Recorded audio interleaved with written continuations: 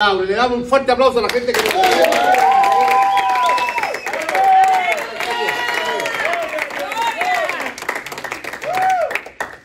Amén. Durante algunos domingos hemos estado viendo, antes de que llegara el Día de la Madre y el Día del Padre, que nos interrumpió un poco la línea, pero hemos estado viendo la iglesia y su desarrollo, y nos referimos a la iglesia original, a la primera iglesia, iglesia primitiva, la iglesia naciente, como quiera llamar. Y al revisar el libro de los Hechos y ver la iglesia cómo se desarrollaba, hay un común denominador en la primera iglesia, que es bien importante resaltar, que es el hecho de que a medida que presentaban el Evangelio y a medida que la gente recibía el Evangelio y aceptaba a Cristo como Señor, lo iban bautizando inmediatamente. No hay ningún indicio a la luz del libro de los Hechos que nos haga pensar que se tomaban un tiempo para hacerle un curso a los nuevos creyentes respecto al bautismo. Es decir, la gente confesaba a Cristo como Señor y los metían al agua. Felipe, al eunuco etíope, el eunuco, después de escuchar la explicación de Isaías, dice: aquí hay agua que impide que yo sea bautizado. Y Felipe dijo: nada, vamos al agua. Y Lidia, la vendedora de púrpura, Dios abrió su corazón, estuvo atento a las palabras de Pablo, se bautizó ella y toda su familia. Y más tarde el carcelero de Filipo, de noche, pregunta: señores, ¿qué debo hacer para ser salvo? Ellos le dijeron: cree tú y será salvo toda tu familia. Y en esa misma noche dice que, curando sus heridas, se bautizó.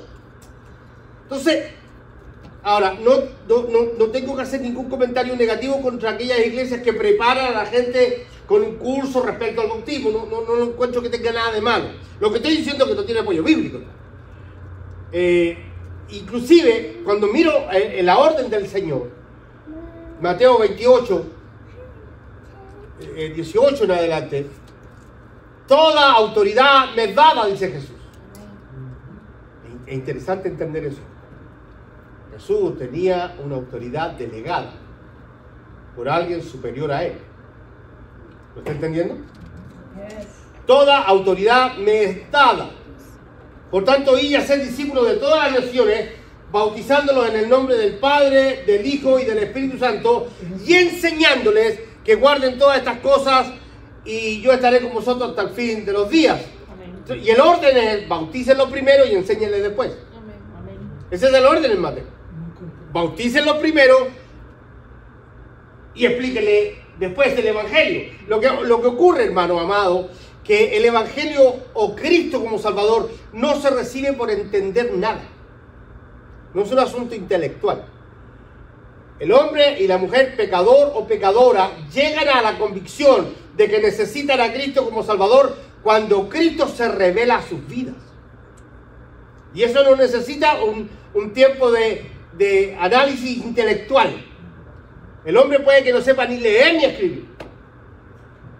He conocido cientos de casos de hombres que han estado perdidos en el alcohol, borrachos. Y así, borrachos, han entrado a una iglesia. Y borrachos se han sentado en la última silla a escuchar. Y en esas condiciones, de pronto ha ocurrido algo en sus vidas. Pablo dice que es Dios el que arroja luz sobre sus mentes. Amén.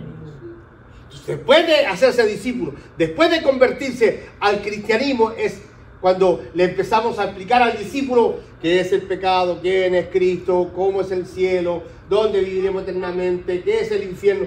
Las explicaciones bíblicas se las damos después de que se ha hecho discípulo, pero primero se hacían discípulos. Y eso es bien interesante tenerlo en cuenta, porque hay gente que me ha dicho: pastor, vamos a tener bautismo y usted no ha hecho ninguna clase. Bueno, yo llevo varios domingos predicando esto. No es necesario hacer una clase especial. Después que estas personas que hasta el momento se han inscrito para bautizarse se bauticen y se comprometan con su diezmo, no tiene nada que ver. Cuando se comprometan con la iglesia del Señor, con la iglesia local, entonces le vamos a empezar a enseñar. De hecho, nosotros hacemos estudio bíblico todos los miércoles, y estos hermanos que se van a bautizar participan de los estudios, y ahí preguntan, ahí se les explica. Yo entiendo que la iglesia trata de poner un cierto orden con respecto al avance y al desarrollo, pero a veces nos volvemos tan burocráticos, que no bautizamos a alguien que no haya hecho el curso. Si me puede estar loco por llegar a su vida a Cristo. No, sorry, mientras usted no haga su curso y conteste las 40 preguntas, las conteste bien, mientras usted no entienda qué significa la palabra bautismo en griego, entonces no tiene sentido. Yo le expliqué a ustedes una vez el caso de una mujer joven, no sé, 30, 29, 30 años, que le entregó su vida a Cristo y empezó a congregarse en Charlotte, North Carolina, en una iglesia que dirigía una pastora. Y ella le entregó su corazón al Señor y estaba preparando a la gente para los bautismos y ella se metió al curso de bautismo. Hizo todo el curso, lo hizo bien, contestó todas las preguntas del examen y cuando llegó la hora del bautismo, la pastora le dijo, no te puedo bautizar porque tú no eres casada. Si yo no encuentro en ninguna parte un texto que diga que tengo que mostrar mi libreta de matrimonio o mi licencia de matrimonio para bautizarme. Yo no sé si al eunuco etíope le habrán preguntado, Felipe, oye, ¿estás casado? Pastor, pero y el orden de la vida, pero expliquémosle después que se bautice. ¿Cómo funciona esto? ¿Cómo es la relación con Cristo? ¿Alguien me está siguiendo? Nosotros no estamos tratando de meter gente perfecta al agua. Estamos metiendo hombres y mujeres pecadores que han encontrado en Cristo la solución a su vida. El perdón de sus pecados. Sin embargo, he llamado al tema de hoy aclarando lo importante, porque, sin embargo, a pesar de que la ceremonia del bautismo es una ceremonia simple, sencilla, aún así, siendo tan sencilla y tan simple, genera controversia. Genera algún tipo de discusión. Hay unas discusiones al respecto que son sosas, como decimos nosotros los boricuas cuando algo no tiene sal, ¿verdad? Sosas. No tienen mucho sentido, sobre todo cuando se trata de la forma. No, que tiene que ser en un río porque el agua se llene los pecados. No, que puede ser en una piscina. No, que tiene que ser por sumersión. No, que por aspersión no es bueno. Son detalles irrelevantes. Son detalles irrelevantes. Hermano, si yo en un momento determinado estoy con alguien que no puede acceder al agua por alguna razón física o médica, yo agarro una taza, la lleno de agua y se la planto en la cabeza y lo doy por bautizado. Amén. Porque no tiene que ver con la forma, tiene que ver con el fondo. Pero si podemos, si tenemos la oportunidad de ir al lago Osa y preparar una carnecita asada. ¡Ah! Y nos acordamos de bautizar a alguien y lo bautizamos, hermano. Yo voy a vacar y no. La hermana Karen hizo un trabajo logístico consiguiendo un muy buen lugar, hermano, así que vamos a pasarlo muy lindo. Amén. Dicho sea de paso, invite a un amigo, invite a un familiar a los bautismos, invítelo al paseo, porque puede ser un buen momento para evangelizarlo. Amén. Lo único que tienen que decirle es que Coca-Cola o cualquier tipo de soda o agüita, porque es paseo cristiano. Exacto. No, mañana salir con una Heineken ungida ya, pues. Ok. Claro, se han presentado estas controversias de la forma, si tiene que ser con túnica blanca o tiene que ser con túnica rosada. Hermano, usted cree que yo estoy exagerando, pero en North Carolina una vez yo era presidente de la Unión de Pastores de Carolina del Norte. Y entonces le digo yo a los pastores un día, ¿por qué no hacemos algo? Ya que todas las iglesias hispanas no tenemos tanta gente, todos tenemos grupos chiquitos, ¿por qué no hacemos los bautismos juntos? Cada pastor bautiza a su congregación, pero hagámoslo juntos en un solo lugar, va a ser impactante para la ciudad. Y les gustó la idea. Y uno de los pastores bautizó de corbata. Y yo le digo, pastor, pero no sé, lo encuentro como... Está bien, hágalo. No, estas son cosas serias, son las cosas serias, hay que andar bien vestido, hermano, pero si te caes al agua, la corbata, una rama se enreda. Son detalles que no tienen mayor importancia.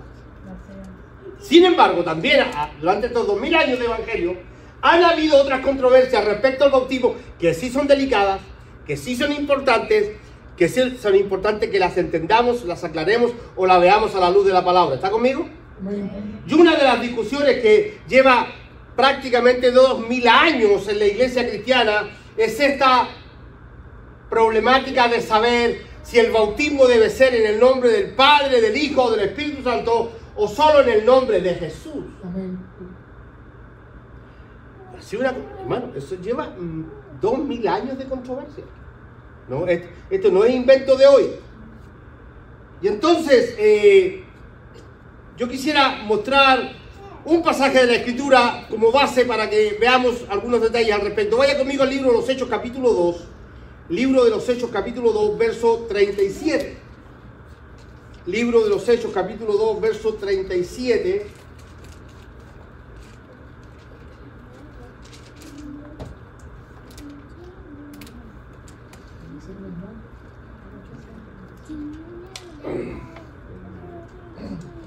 Dice, al oír esto, conmovidos profundamente, dijeron a Pedro y a los demás apóstoles: hermanos, perdón, ¿qué haremos?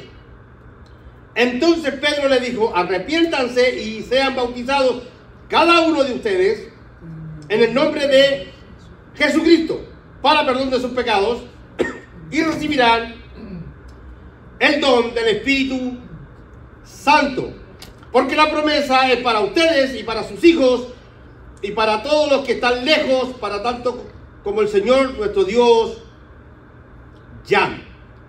Déjame dejar eso hasta ahí por ahora. Claro, cuando vemos este texto, automáticamente decimos, bueno, Pedro bautizaba en el nombre de Jesús. Estos días escuché a alguien dar una explicación muy mala explicación. Alguien explicaba a través de las redes sociales esta diferencia que hay entre Mateo 28, cuando Jesús dice: id a todas las naciones y hacer discípulos y bautizándolos en el nombre del Padre, del Hijo y del Espíritu Santo, y Pedro diciéndole a esta gente: bautícense ustedes en el nombre de Jesús y recibirán el don del Espíritu Santo. Y la explicación que daba este hermano era: bueno, hermano, mire, esto es bien simple. ¿Quién manda más, Pedro o Jesús? Jesús dijo en el nombre, con eso es nomás, y se acabó la discusión. Pedro no sabía nada.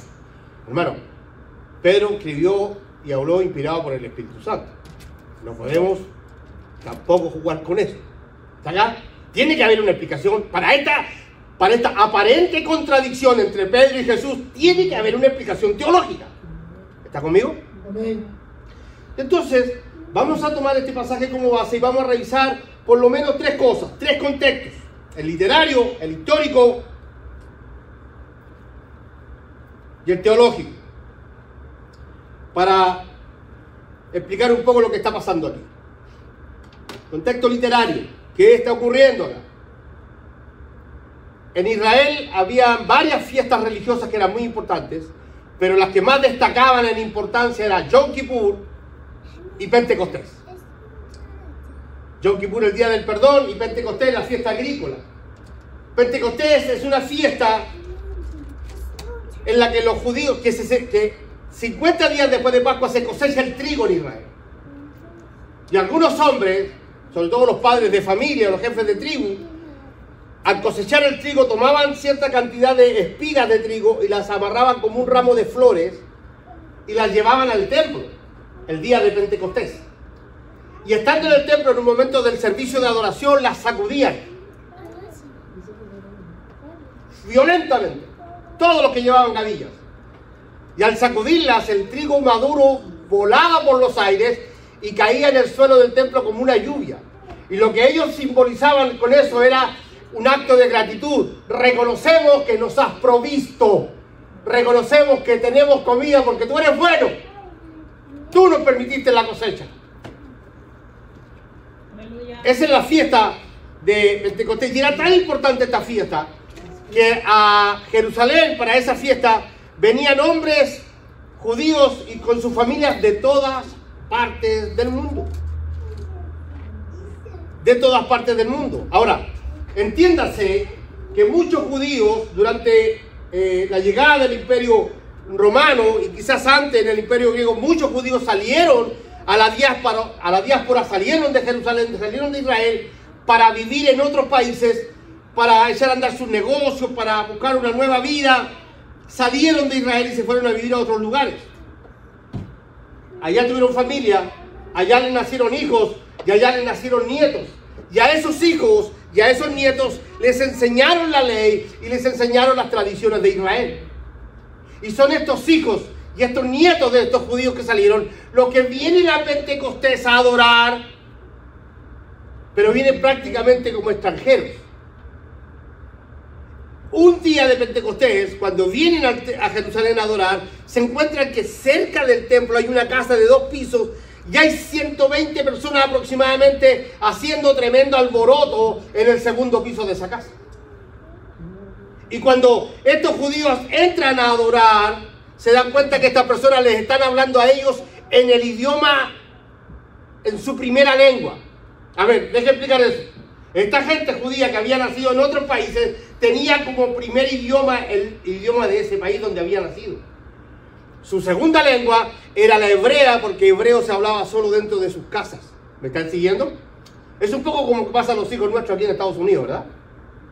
Dentro de la casa le hablamos español, pero ellos en el colegio, en el trabajo y en todas partes hablan en inglés. Su primer idioma es el inglés. La primera lengua de mis nietos es el inglés. El español mal hablado es el segundo, porque es el idioma de sus padres, de su abuelo. Y eso pasaba con estos judíos. Y al llegar a Jerusalén a adorar el día de Pentecostés, se encuentra que estas 120 personas le están hablando a ellos en el idioma de ellos, en el idioma en el que ellos habían nacido. Y lo dicen, lo expresan. No son todos estos galileos, no son gente humilde, no son gente sencilla, pescadores. ¿Cómo es posible que les entendamos en nuestro propio idioma lo que ellos nos están diciendo? Entonces Pedro se pone en pie, y al ponerse en pie, se pusieron en pie los otros 11 también a respaldarlo.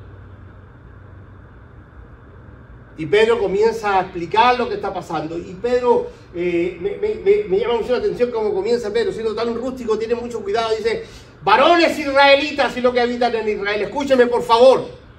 Era el equivalente al señoras y señores.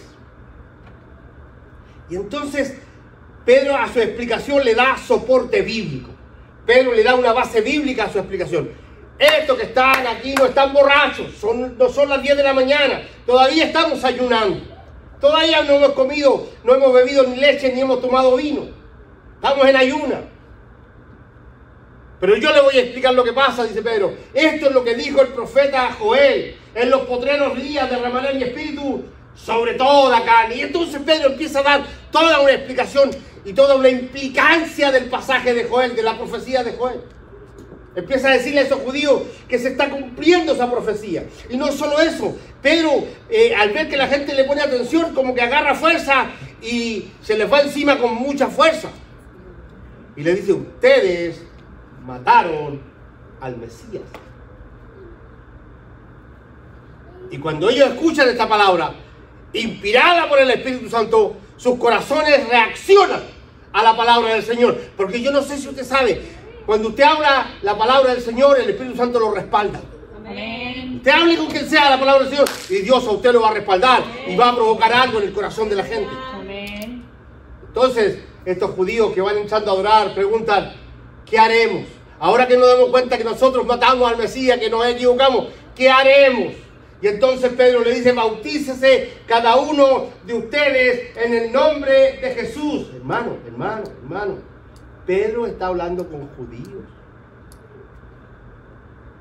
En ningún caso Pedro le está diciendo: olvídense del Padre y olvídense del Espíritu Santo. De aquí para adelante solo Jesús.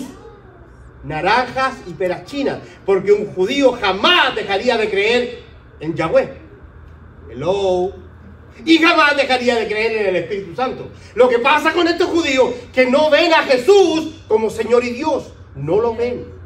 Y es eso lo que les falta. Están carentes de algo importante: reconocer que Cristo es el Señor. Amén.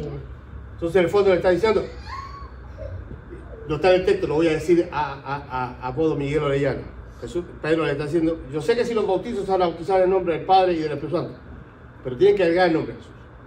Le tienen que agregar el nombre de Jesús para que ese bautismo sea válido. Eso es lo que está haciendo Pedro. Entonces, lamentablemente mucha gente entiende que Pedro está imponiendo una doctrina. El bautismo es solo en el nombre de Jesús. No, papito, no hay una doctrina aquí.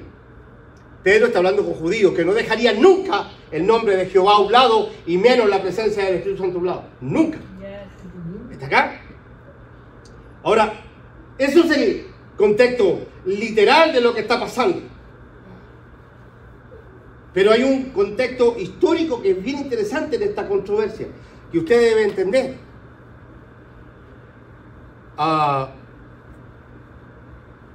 fines del 300 después de Cristo, la iglesia ya está bajo el dominio de Constantino y ya la iglesia se ha organizado y se llama Iglesia Católica Apostólica Romana, y comienzan a hacerse los primeros sínodos, los primeros encuentros donde empiezan a afinar la doctrina.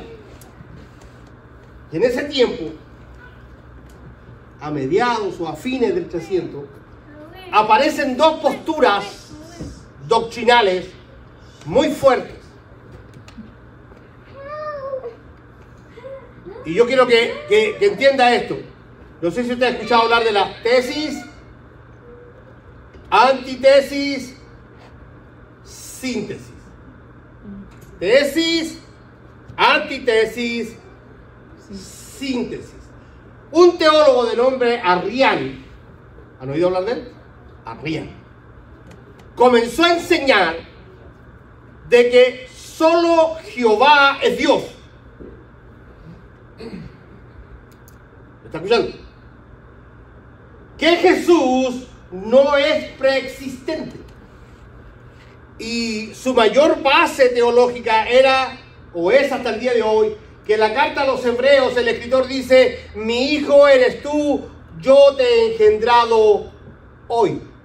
Y este señor Arrián dice que Jesús no es preexistente, no es Dios, porque Dios en un momento determinado lo puso en el vientre de María y de ahí para adelante Jesús comenzó a existir. Y empezó a buscar otros textos más que lo respaldan para creer que Jesús no es Dios. Y entonces nace lo que se conoce como el arrianismo. ¿Ha escuchado hablar del arrianismo? ¿Ha escuchado hablar de los testigos de Jehová? Ellos son los hijos de Arriano, los testigos de Jehová, que creen que Jehová es Dios y no hay más. Entonces aparece la antitesis. Y entonces otro teólogo presenta una nueva postura. Y esa postura se llama modalismo. Diga modalismo. Modalismo. Ay, qué bueno que repito. Qué bueno. Está en la prensa. Modalismo. ¿En qué consiste esta postura? En enseñar que Dios es uno, cosa que yo creo. ¿Cuántos creen que Dios es uno? Dios es uno. Pero esta postura dice: Dios es uno, que se ha manifestado de tres modos distintos. Eso se llama modalismo. Y el mayor promotor del modalismo es un señor de nombre Sabelio. Por eso que también se conoce esa herejía como sabelianismo. Y este señor Sabelio comienza a enseñar de que Jesús es el Padre que creó todo, y este Jesús Padre se nos presenta después en el modo redentor, y después este Jesús redentor se va al cielo y ahora se nos presenta como Espíritu Santo. Eso se llama modalismo. Se lo digo clarito, es una herejía. ¿Por qué? Aquí viene el problema ahora. Porque si hay algo en lo que tiene razón Sabelio, es de que la palabra Trinidad no está en el texto. Usted no va a encontrar en ninguna parte de la Biblia la palabra Trinidad. ¿Está acá? Parece que Sabelio tiene razón. Pero le voy a explicar algo. En la Biblia, teológicamente, hay verdades que se llaman verdades implícitas. ¿Ha oído hablar de las verdades implícitas? Verdades implícitas. Le pongo un ejemplo. ¿Cuántos creen que Dios provee? ¿Cuántos creen que todo lo que tenemos nos ha dado Dios? La vida, la salud, el trabajo, los hijos, todo es providencia de Dios. Por eso que existe la doctrina implícita de la providencia. Porque Dios provee, pero la palabra providencia no está en la Biblia. Está implícito, cuando yo reviso la Biblia de Génesis a Apocalipsis, está implícito que Dios provee, que es un Dios proveedor. Por lo tanto, hablar de la providencia de Dios no es hablar una herejía, es hablar una verdad implícita Deje poner otro ejemplo, porque no se me asuste. ¿Cuántos creen que la Biblia es la palabra de Dios? Amén. ¿Están de acuerdo conmigo que la Biblia es la palabra de Dios? Yo creo. Sin embargo, la palabra Biblia no está en la Biblia. De Génesis a Apocalipsis no aparece en ninguna parte la palabra Biblia. Pero nosotros la usamos de manera natural, sin meditar. Biblia. Cuando nos referimos a la Biblia, consciente o inconscientemente nos estamos refiriendo a los 66 libros que componen la Escritura. Ahora, Biblia es un término griego que se escribió biblios, que significa muchos libros juntos. De ahí nace la palabra biblioteca. De ahí nace la palabra Biblia. Ahora, ¿usar el término Biblia es una herejía? No, porque es una verdad implícita. Nosotros creemos que usamos un libro que está compuesto por 66 libros que forman la Escritura. Así que implícitamente la palabra Biblia es la palabra de Dios. No tengo que estar haciendo reacciones al respecto, porque es una verdad implícita. La palabra Trinidad no está en la Biblia, pero sí está Dios Padre, Dios Hijo y Dios Espíritu Santo clarito en las Escrituras. Ahora, voy a hacer una salvedad para que no se me asusten y no se me complique. Si por alguna razón alguien no puede ver al Dios triuno en el texto, no es nada para alarmarse. Sí se puede dar. Porque siempre, cuando vamos a la palabra de Dios, vamos preconcebidos, predispuestos, predeterminados. Entonces, cuando si yo llego al Evangelio y alguien me enseña, desde que llegué al Evangelio, que cuando Cristo venga, va a venir en bicicleta. Cuando yo llegué al Evangelio no sabía nada de Biblia, así que si alguien me enseñó que Cristo en su segunda venida va a venir en bicicleta, yo abro la Biblia y cada vez que leo un pasaje bíblico de su venida voy a ver en mi mente la bicicleta. Porque estoy preconcebido, estoy prejuiciado, mi mente ya se condicionó. ¿Qué es lo que hacemos cuando enseñamos la Escritura de manera teológica formal y seria? Muchas veces tenemos que resetear el disco duro. Decir, espérate. Yo no lo había visto así. Y eso es honestidad. Eso es madurez. Eso me pasó muchas veces. Y me sigue pasando. Cuando alguien me explica algo del texto, ¡wow! Yo no lo había visto así. Claro, me tengo que resetear. ¿Está acá? Entonces, si a alguien le enseña que Jesús es Dios y no hay más que Jesús, a propósito, el sabelanismo o modalismo hoy día son conocidos popularmente como los solo Jesús o los unitarios, ¿ok? Si a alguien le enseñaron eso, va a verlo en el texto y cuesta mucho no verlo, porque está precondicionado. Y viene, mira, el ejemplo que te voy a dar es medio demasiado vulgar, pero déjame darte un ejemplo. Cuando yo le temo a los perros. Yo soy un hombre mayor, ya tengo más de 40 años y le temo a los perros. ¿Por qué digo cuando digo mira nadie dice amén acá? Y cuando voy a una casa a trabajar, yo trabajo, ustedes saben, remodelando casas. Y cuando alguien me llama porque vaya a pasar un estimado, la gente que trabaja conmigo se ríen de mí, se ríen en mis barbas de mí, porque golpeo la puerta y entonces la gente, antes de que abra, digo, ¿tiene perro? Me dice, sí, enciérrelo. Y normalmente la gente me dice, no, es friendly. Friendly tu abuelita. Yo no entro a tu casa si el perro no está encerrado. Es más, hermano, yo sufro mucho porque yo tengo, al frente de mi casa tengo unos vecinos que tienen una German Shepherd. Brava. Antes de salir yo tengo que mirar por la cortina. Si están paseando a la bendita perra, esos ratos que lo sacan, ahí puedo estar el resto del día. Yo no le voy a decir, vecino, cierra su perro. No, yo me espero. Si alguien me dice, pastor, pero los perros, la mayoría de los perros son perros. Sí, pero escúchame. Por alguna razón que yo no entiendo, cuando yo tenía 6 años y tenía que hacer mi primer año de colegio, por alguna razón que nunca me explicaron y parece que ya no me van a explicar, mis padres decidieron que yo me fuera a hacer mi primer año de colegio a la casa de una tía, bien lejos de mi casa, mi tía Carmen, que la amo mucho. Allá me mandaron a estudiar. Y entonces, En Chile se acostumbra en la tarde, tipo 5 o 6 de la tarde, a tomar once, que es una costumbre inglesa, que es té caliente, inclusive café puede ser, pero con pancito con queso, con jamón, aguacate, cualquier cosita, y ahí se reúne la familia a tomar onces. Entonces, un día en la tarde mi tía Carmen me dice, tengo tenido 6 añitos, me dice, vaya al almacén en mi país como en Puerto Rico, el colmado de esquina. Es un negocito donde tienen de todo, pero no es supermarket, es un negocito chico. Y Luisa, nunca se me olvida, Luisa se llamaba la señora del negocio. Y me dice mi tía Carmen, vaya a donde se Luisa y cómpreme queso, jamón y 1 kilo de pan, para que tomemos once. La bolsa era más grande que yo, pues imagínate los 6 años. Le pasé el papelito a la señora Luisa para que me vendiera, le pasé el dinero, me dio el cambio, y cuando salgo, en mi país hay una horrible costumbre de toda la vida, tradición chilena, que cuando tú tienes un perro, el perro se cría en la calle. El perro se cría en la calle. Y cuando sale esta cosita chica con una bolsa con jamón y queso, esos perros que estaban alrededor del almacén se pararon y me rodearon. Yo los veía del porte de un caballo. Uno de ellos me arrebató la bolsa. Y luego entre ellos se pelean por lo que había dentro de la bolsa. Y se agarraron alrededor mío los perros y ladraban y aullaban. Y yo, hasta que alguien gentilmente me tomó, una persona me tomó en brazos y me sacó de en medio de la pelea de los perros. Desde ese día, nunca más. Tú me dices Chihuahua,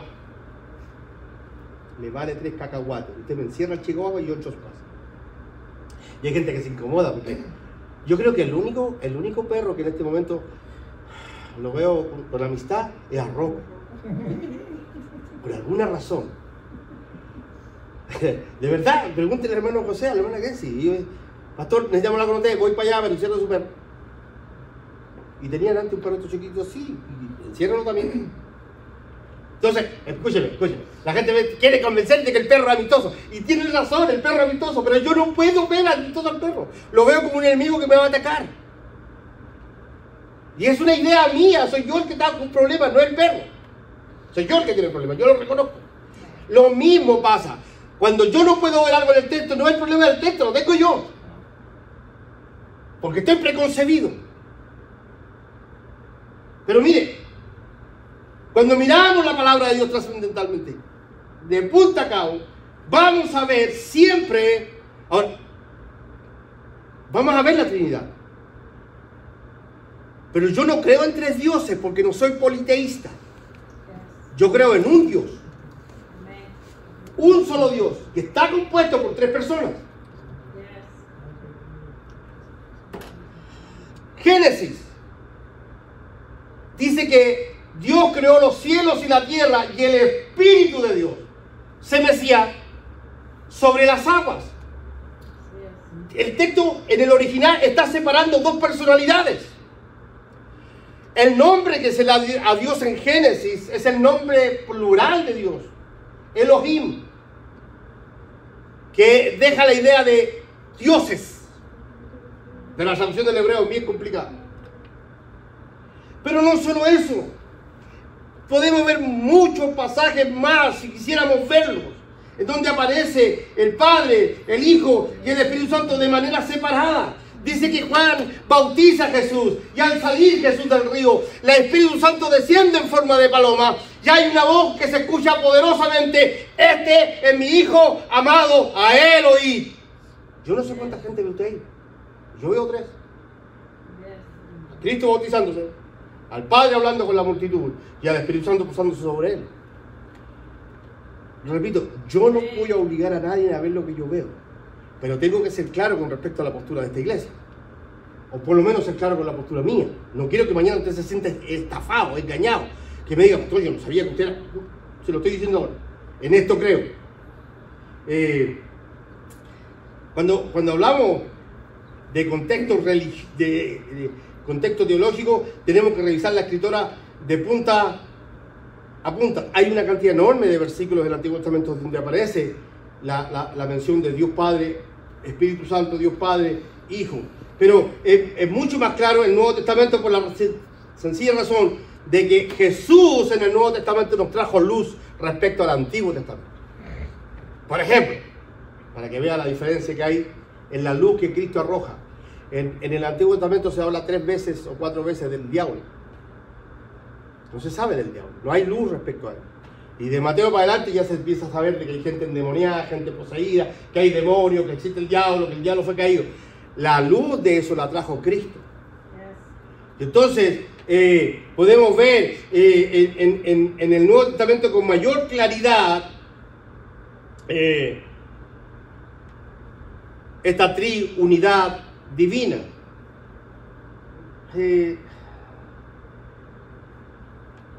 Déjeme mostrarle algo dentro del contexto del mismo pasaje que estamos revisando. Mateo 28, 18, 19 dice Jesús, toda autoridad me es dada. No dice me autoautoricé. Alguien superior a él lo autorizó. ¿Está acá? Pero podemos verlo aún cuando Jesús le dice a los discípulos que no se muevan de Jerusalén, capítulo 1, verso 6, Hechos de los Apóstoles 1:6. Entonces los que estaban reunidos le preguntaron, Señor, ¿restaurará este tiempo en Israel? Jesús les contó, no corresponde a ustedes saber los tiempos ni la época de mi Padre. 2 personas. Ha fijado en su propia autoridad, pero recibirán poder cuando haya venido el Espíritu Santo. 3ª persona sobre ustedes y serán mis testigos en Jerusalén. Jesús le dice, no se muevan de Jerusalén, no se muevan de Jerusalén para que reciban la promesa del Padre que escucharon de mí. ¿Qué promesa? Que vendrá el Espíritu Santo. El Padre prometió algo que yo repetí y que ustedes la recibirán. Pero creo que está mucho más claro en el Evangelio de Juan. Si usted pudiera ir conmigo al Evangelio de Juan un minutito. Busque el capítulo 17. No tengo tiempo para mostrar más, porque no es necesario. No estoy tratando de convencer a nadie de nada. Solamente estoy exponiendo lo que veo en la Escritura. Capítulo 17 del Evangelio de Juan. ¿Lo tiene, amado? Amén. Estas cosas, dice, habló Jesús, y alzando los ojos al cielo, dijo, Jesús, Padre. Está orando con alguien, ¿no? Yes. Ahora, hay que ser, hermano, con todo el respeto que me merecen los hermanos unitarios, hay que torcer el texto violentamente para decir, está hablando consigo mismo. Hay que torcerlo, hermano, hay que empujar el texto. No, pero que Jesús, en esencia, es Dios y al mismo tiempo es hijo. Pero papi, tienes que torcer el texto para que sea eso. Porque aquí yo veo a Jesús orándole a una autoridad sobre él. Padre. ¿Me sigue, familia preciosa mía? Padre, la hora ha llegado, glorifica a tu Hijo, para que el Hijo te glorifique a ti, por cuanto le diste autoridad sobre todo ser humano, para que Él dé vida eterna a todos los que le has dado. De paso, solo le dará vida eterna a los que el Padre le dio. Y esta es la vida eterna, que te conozcan a ti. Ojo, ojo, ojo. Es Jesús que está diciendo, Padre, ¿cómo un hombre llega a gozar de la vida eterna? Que yo pueda mostrarle tu gloria. Porque tiene que conocerte a ti, a través mío. Por eso que cuando Felipe, es que ahí se presenta la confusión. Felipe le dice, muéstranos al Padre. Jesús dice, Felipe, llevo tanto tiempo contigo y no me has visto. La gente dice, ve, Él es el mismo. No. El plan de Dios, el carácter de Dios, la personalidad de Dios, los proyectos de Dios el Padre están en el Hijo. El que ve al Hijo, ve al Padre. ¿Está acá? Hoy día en la mañana mi mujer casi va a hacer llorar. Y le dijo, te voy a mandar una foto. A tu hijo Israel, mi nuera, su esposa, le regaló un sombrero igual que el que usaba tu papá. ¿De verdad? El mismo sombrero. Y se parece a tu padre. Si Israel podría decir, el que me ve a mí, ve a mi abuelo. ¿Sí o no? Y eso está diciendo Jesús. Felipe, si me ves a mí, lo ves a Él. Somos igualitos. Porque Dios es uno, y el Padre y el Hijo y el Espíritu Santo tienen la misma deidad, la misma esencia, el mismo proyecto, el mismo plan. Aleluya. ¿Está aquí? Amén. Dice la Biblia y dijo Jesús que el Espíritu Santo era necesario que viniera porque Él le mostraría a los discípulos todo lo que quería que supieran de Cristo. Sigamos leyendo mejor, porque me entusiasmo con esto y no salgo más de mí. Verso 3. Y esta es la vida eterna, que te conozcan a ti, el único Dios verdadero, y a Jesucristo quien has enviado. ¿Cuántas personas ve usted ahí? Yo te glorifico en la tierra habiendo terminado la obra que me diste que hiciera. Orden, jerarquía. Y ahora glorifícame tú. Ojo. Y ahora glorifícame tú, Padre, junto a ti, con la gloria que tenía contigo antes de que el mundo existiera. ¿Dónde estaba Jesús cuando el mundo fue creado? Al lado del Padre. Listen to me, please. En la creación Dios dijo, hagamos al hombre. ¿Con quién estaba conversando? ¿Con la suegra de Adán? No, porque no existía todavía. Entonces me dice, con los ángeles. Los ángeles no fueron creados al carácter de Dios. Los ángeles son criaturas de Dios. Estaba hablando con su hijo. Hagamos al hombre. ¿Está conmigo? Por eso que Juan, un joven escritor del Nuevo Testamento, inspirado por el Espíritu Santo, dice, en el principio Él era el verbo, la palabra, el pensamiento, y este verbo estaba con Dios, estaba al lado de Él, junto con Él, y este Dios es Dios. Y habitó entre nosotros, se hizo carne. Solo le preguntaría a los voluntarios, si Jesús es solo Él, y Él es el mismo Padre, Creador, y el mismo Hijo Redentor, y Él es el mismo Espíritu Santo, cuando estaba muriendo en la cruz, ¿el universo estaba a la deriva? Si Jesús lo es todo y no hay un Padre sobre Él, cuando Jesús está muriendo en la cruz, los ángeles hacían lo que querían en el cielo. Total, el jefe no está allá abajo. No, yo le voy a decir por qué no. Porque al momento de cumplir el proyecto al que había sido enviado, le dijo, Padre, te encomiendo mi espíritu. ¿Hello? Podría haber dicho, me autoencomiendo el espíritu.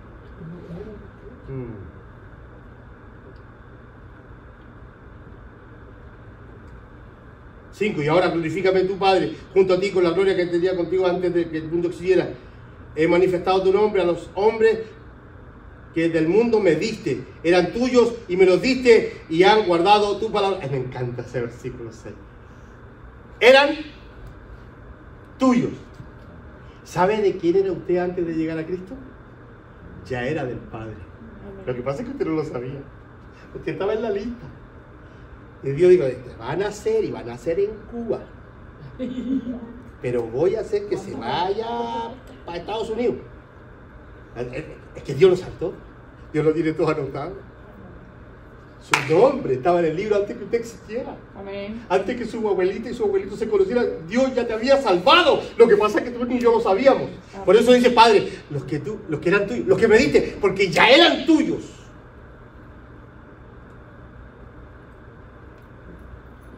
Déjeme cerrar mi humilde reflexión con una simpleza. Permítame cerrar con una simpleza. El Dios que yo sirvo, familia preciosa, no tiene complejos. Amén. No es un Dios acomplejado. Amén. Nunca se llamó Jehová. No existe el nombre Jehová para Dios. ¿Y usted cree que cuando nosotros le decimos Jehová, Él se ofende? Uy, ¿por qué me tratan así? Yo no me llamo así. Él dice, yo sé que se refieren a mí. ¿Está acá? Hay gente que dice, hay que decirle Yeshua. Nosotros le decimos Jesús. ¿Y usted cree que se ofende? Él no tiene complejos. Él no tiene complejos. Así que si yo mañana voy al agua con una persona y le digo te bautizo en el nombre del Padre, Hijo y Espíritu Santo, Él va a estar ahí. Y mire lo que voy a decir, es una locura. Supongamos que mi teología es cerrada, supongamos que me equivoqué y que ese válido tiene razón y que el nombre de Jesús es el único que vale. ¿Usted cree que Dios no va a bendecir esa vida porque yo me equivoqué la forma? No. Dios pasa por alto mi ignorancia, por amor a los que salva. Amén. Tengo una actitud madura Y la actitud madura es de que Jesús dijo, bautícelo en el nombre del Padre, Hijo y Espíritu Santo. Y Pedro y los discípulos bautizaron en el nombre de Jesús. Anyway, wherever. I don't care. Si cuando vamos al río te bautizo en el nombre de Jesús, es válido. Porque el Padre no dice, solo en el nombre de mi Hijo, entonces no lo bendigo. No, Dios no hace eso. Porque Dios es uno. Amén. Porque Dios es uno. Porque Dios es uno. ¿Está acá? Amén. No lo quiero conversar de nada.